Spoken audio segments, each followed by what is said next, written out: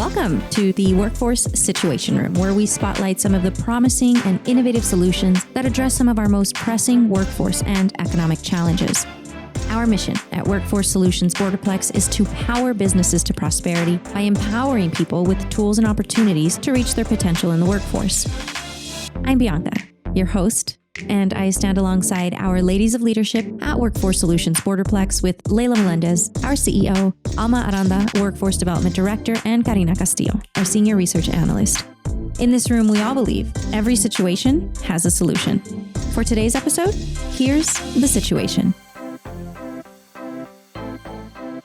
We're here back on Workforce Situation Room, and we're continuing our Women in Economic Development series. And today we have Cindy Ramos-Davidson, the leader of El Paso Hispanic Chamber of Commerce. So we're really excited to have her. And I also have Leila Melendez, our CEO, on board. So Leila's going to carry the conversation since she has such a really juicy history with Cindy. So hi, Cindy. Thanks for joining us. I want to tell the audience, though, that when we came up with this idea, one of the first persons that came to mind was Cindy, because I came into economic development in 2002, and one of the first persons I met in this field was Cindy. I was fortunate enough to go work with her in 2003, and I learned so much about just the world of economic development, what that meant, and it was like my entry into this. But working for Cindy and hearing her story, she actually she worked at the Chamber of Commerce here in El Paso, and she has shared with us at the time her story of how she actually transitioned and became leader of the Hispanic Chamber. And back then, I was just really inspired and motivated, having heard some of those challenges that she faced at the time. And there was several years had already gone past, but she was still dealing with some of those challenges, and maybe even now, still today, might still see them. But I'd like for Cindy to just start off with sharing a little bit about that story.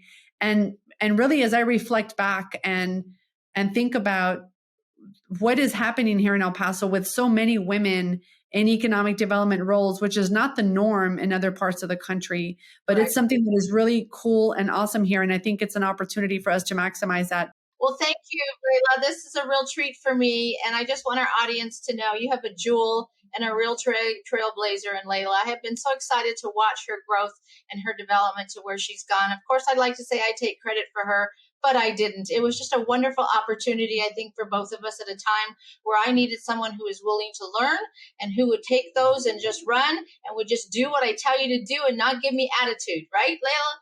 And she was one of those young ladies that took it, and I'm very proud of where you're at and what you're doing, and you've got lots more to go, young lady. So thank you. So yeah, it's been a really interesting travel for me, if you want me to share a little bit, but I think the impetus of my excitement of what I do stems from my mom. She was a hairdresser. I used to work in the beauty shop because that's what it was called back then. I used to answer the phone and make appointments, and she used to do the permanents. Those are no longer done by some, yes, but not by many. And I used to call them the blue hair ladies because they would come out and their hair would be all blue, and I would be so fascinated by just what she did. But she never felt that she could own her own hair salon. We used to have many conversations way back then. She managed a hair salon for someone else. She did it all by herself, as well as twist and turn the hair for many, many, many, many years. And she just never felt she had the resources to do it on her own. And I think about that back then. Where did I get my entrepreneurial bug? It had to have been during those years when I played with the blue water that sanitized the combs and answered the phone and made the appointments. That was a small business. And that's when I got this idea, when I had a lot of moving around and I left El Paso. I went to the Chamber of Commerce in Albuquerque, New Mexico, because that's where we had moved to. And I thought that somebody would hire me in their business world to do marketing. And the lady at the front desk says, we have a job. And so you have to make this decision. Do I want to eat or don't I want to eat? And so I said, sure, I'll apply for it. Now, here we go. I'm dating myself. It was a secretary position on a typewriter. There was no computer.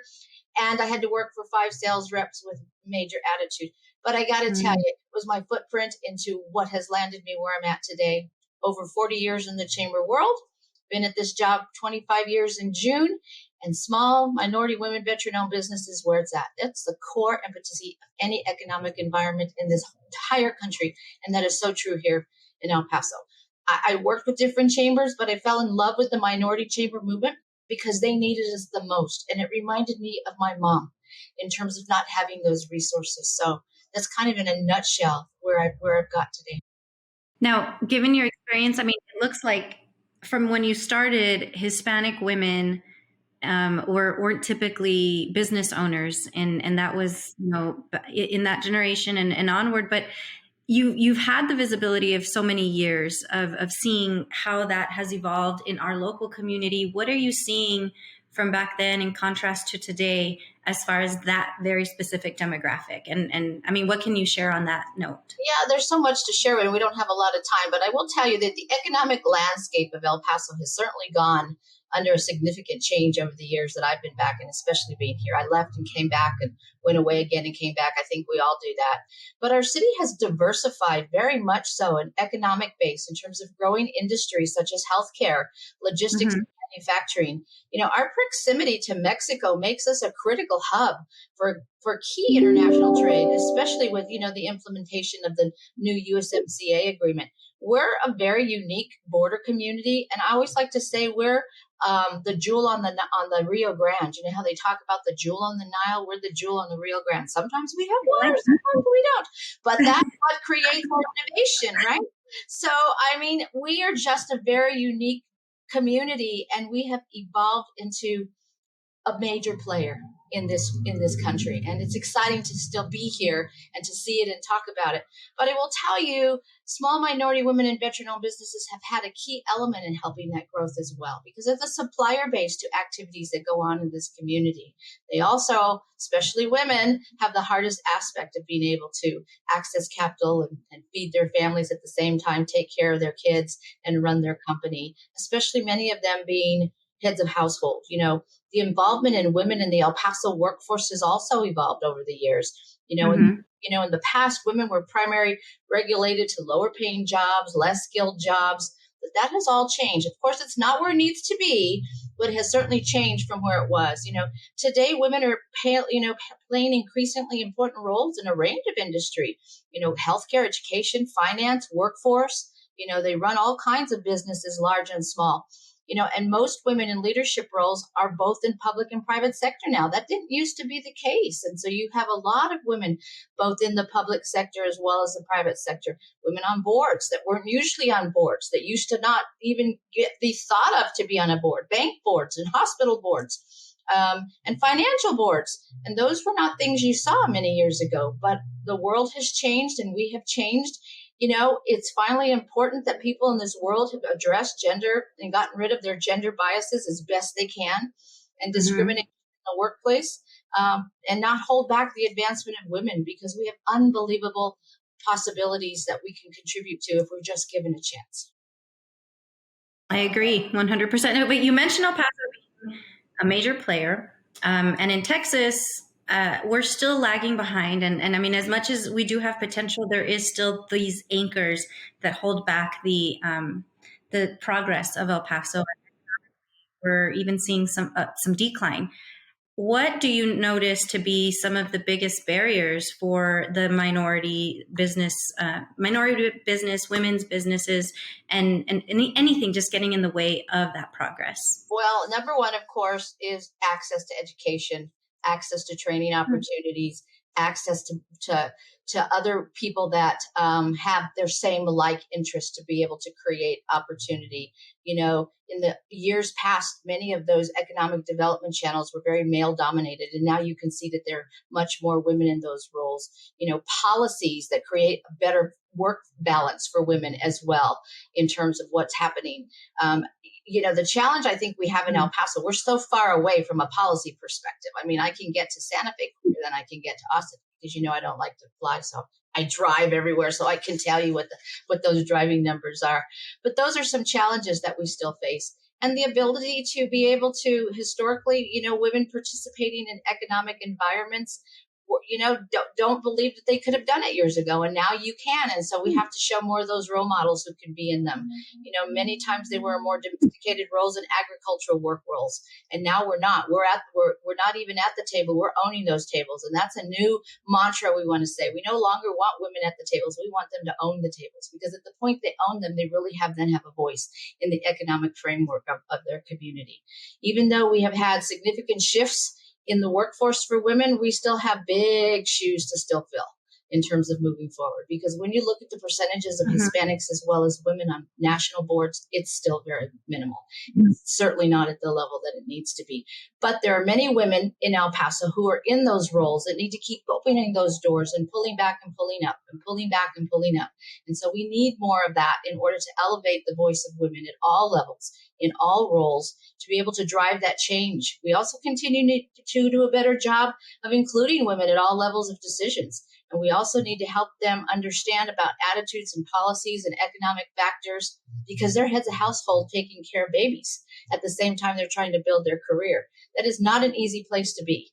I mean, if you think about it in your picture, especially during COVID time, you had the mom on the phone holding the kid in the arm, making the dinner and the Zoom on the counter, and she's doing business. Now talk about multitasking. I mean, you can just visualize that. Okay. And there are a lot of barriers still for women in those roles. And Cindy, as a leader in economic development and definitely in business and understanding this role, how do you feel maybe you personally contribute to the equity? Because we're definitely not there on a data standpoint, on an anecdotal standpoint, even just cultural. We're not there.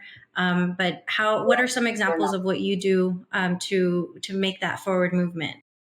Well, one of the things I did years ago is I went after a women's business border center. I got turned down by it 5 times. I knew that Hispanic women were opening business 4 times faster than the rate of anybody. And I felt that El Paso needed to have a women's center directly driven to entrepreneurship in that space. 5 times I went to SBA and said, here's my 5th time. Finally, we hit it. And so our women's business center is 21 years old. 21 years old. We're the only Hispanic chamber in the country to operate a women's business center. And we're the only one in the country nationwide that does certification for women who want to do business with the federal government. And so that is a really big deal in terms of what we positioned and what we did, because historically we knew women was where it was going to be. And as you look at the numbers, that is still tracking in terms of ownership. But they also need more of the resources in terms of growing their businesses and growing their base. And we knew that the federal government had opportunity for that through these women's business centers, resources that I could not tap locally at the time or even statewide, because we're just too far from everyone. But with the federal government being a match dollar to us for this center, it allows us to tap into national activities to be able to grow that economic base here. Huge. That's a very big deal. So, I mean, Bianca, I think you're hearing from Cindy what I heard from her when I started working from her is like, wow, this bug, this bite that we know we have, and we then move forward with it, and then this becomes our mission and our passion, and we lead organizations now, and we have a team behind us. But Cindy, when you think about the team and matching that with your passion and your reason for having gone into this, and you said you've been doing this for how long? Like over 25 years? I'm the CEO of the Hispanic Chamber 25 years, but I've been in chamber work over 40 years, because I worked for 10 years in the Albuquerque market in both chambers. And then I worked at the other chamber for about 11 and a half years. And now I'm on 25 years here. So when you add the numbers, oh my gosh. Yeah. Yeah. But for 25 years at the helm of an organization that has such a responsibility, and then having gone through some major times in our economy, not just locally, but nationally, that trickle down, leading your staff, leading the community, leading your members, how do you maintain that level of being on and passionate and carrying that load? Because it is a load, right? But we do it because it's what we do and what we love.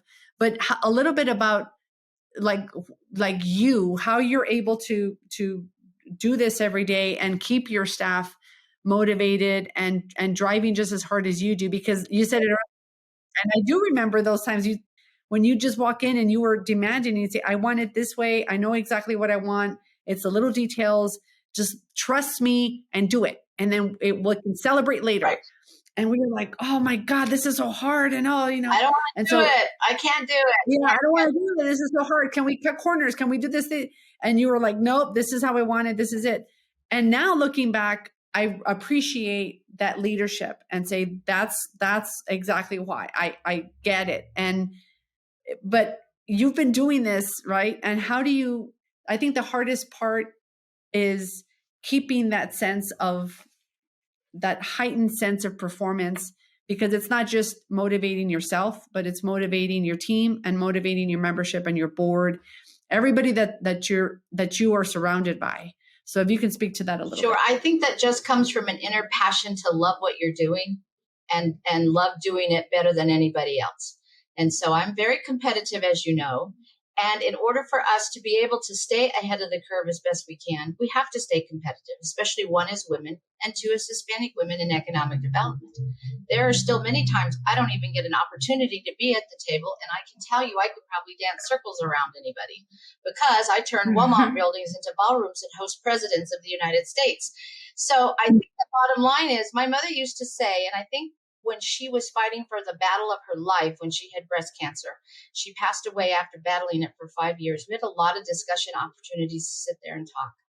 And to watch that woman go through the fight of her life and never give up, which is what she said. Don't ever give up, even when it's really hard. You have to keep going no matter what. There are people who count on you. You never, never, never give up.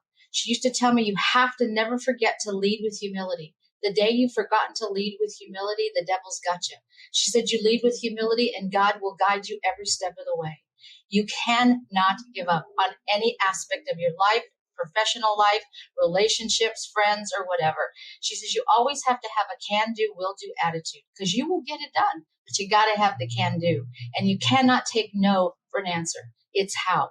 Never take no. So those very simplistic messages that we used to have conversations about, when I get into very difficult times like we did with COVID and all of that, I think about the battle of the lifetime my mother had to fight, and she didn't give up until she just couldn't do it anymore.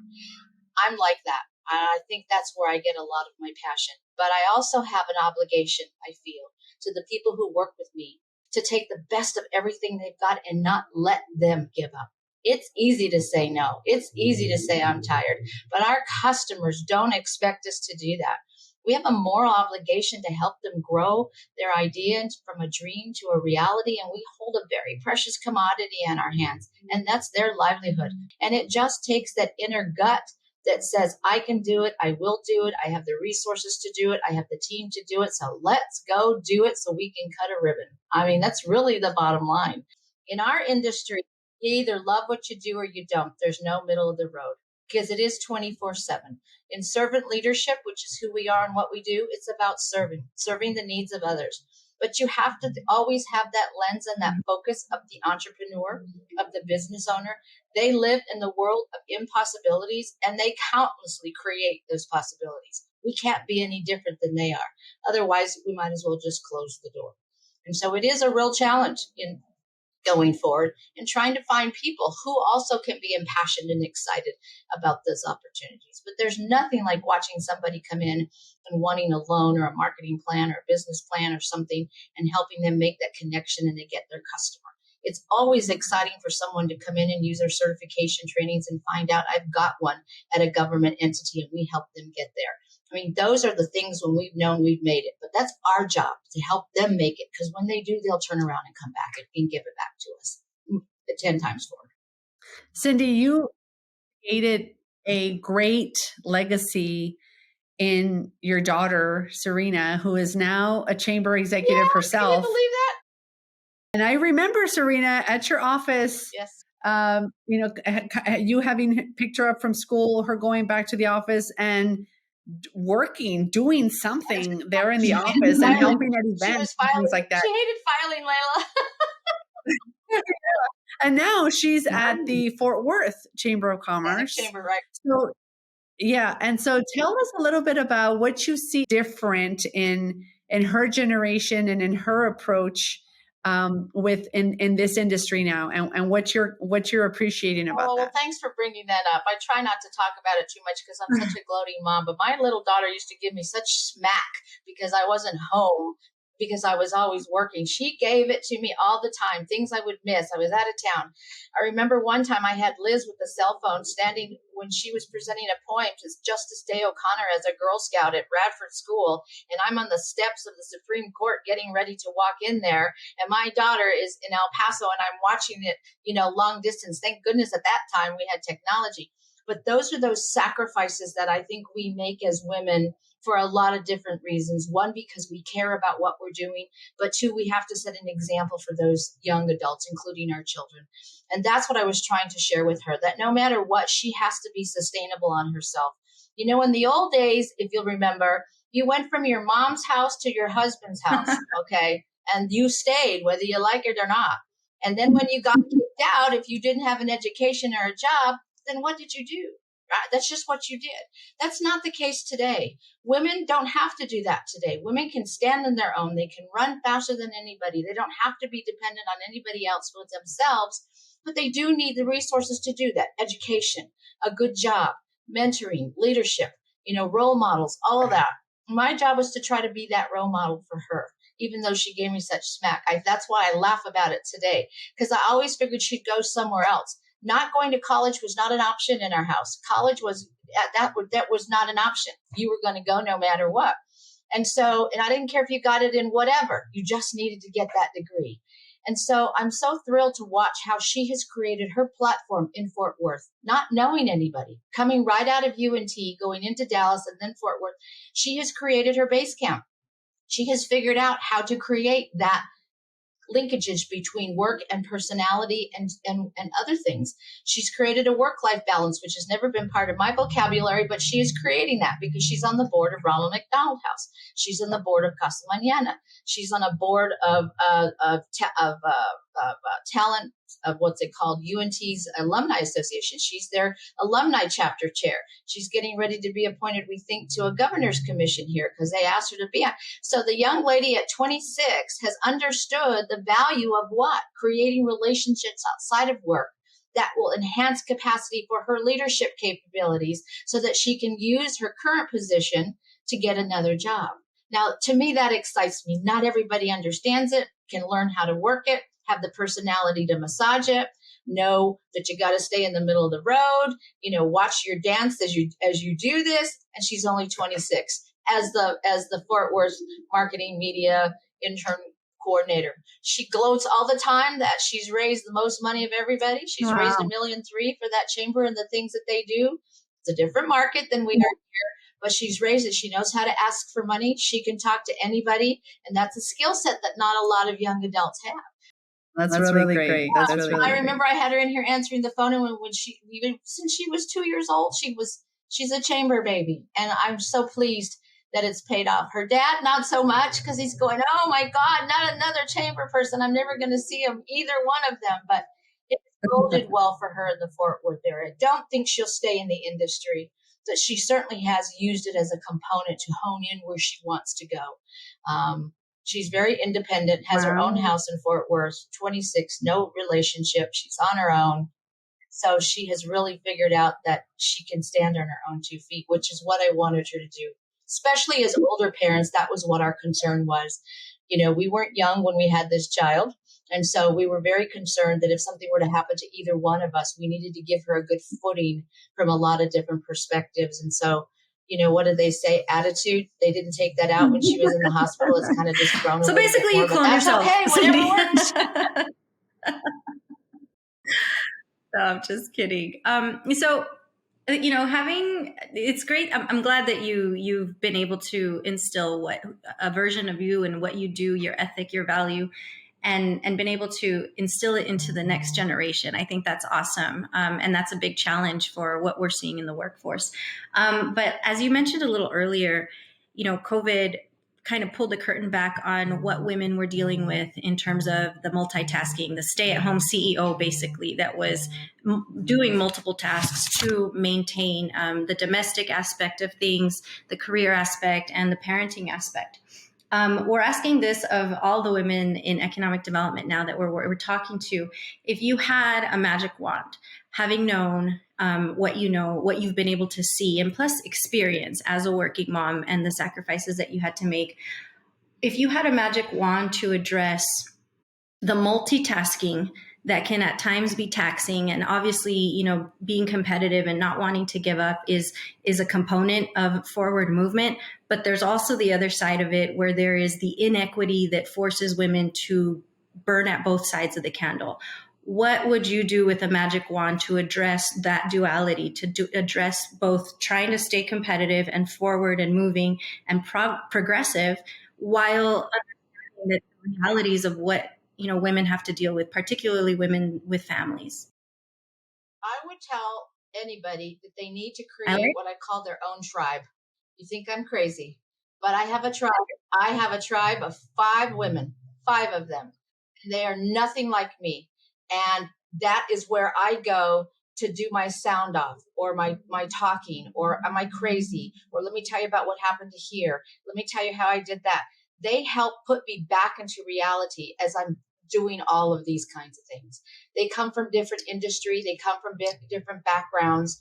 2 of them don't live here. The other 3 do. So I'm always having an opportunity to get in connection with them. And they are my reality check to whether or not I need to be here or I need to be there. And I'm not sure young adults or even older adults have what they call a tribe that they would give their firstborn to. I trust these ladies like you can't imagine. And that's difficult to build that kind of trust, okay? Because sometimes trust even in a family gets broken. But trust with these ladies, they would never do anything that would hurt me. And they always have my back, as well as I always have their back. And that doesn't necessarily mean everybody you meet. And that's always a challenge in our industry. We meet so many people. Everybody thinks you're my friend. I am nobody's friend. I am here to do a job.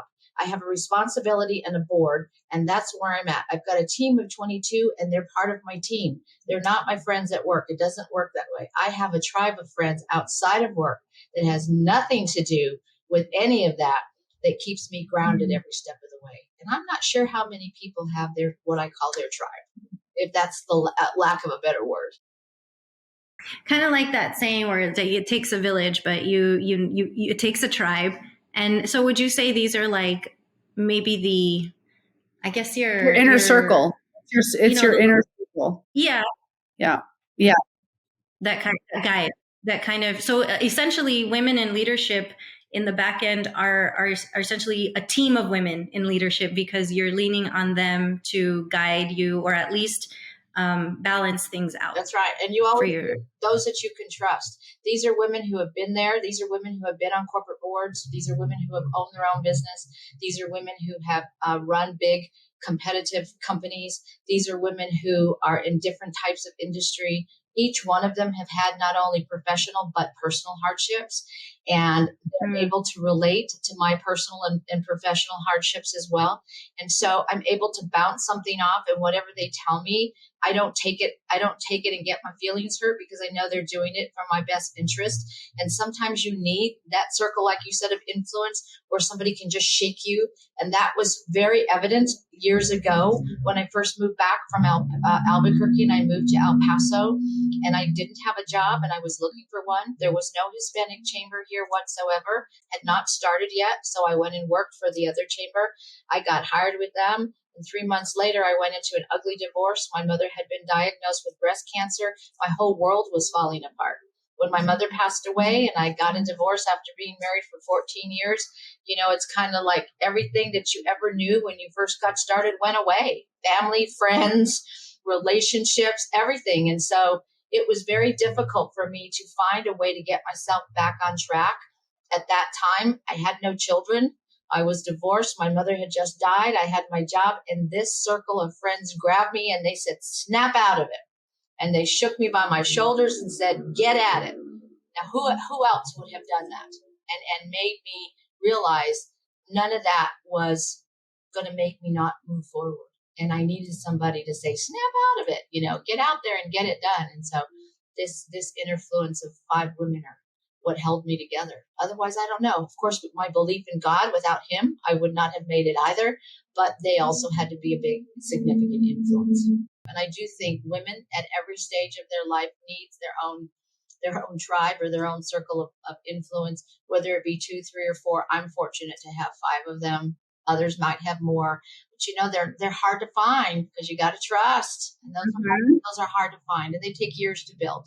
But you can. You just have to take time to decide who's going to be your buddy and who's not going to be your buddy. But I think that's important, especially during COVID time.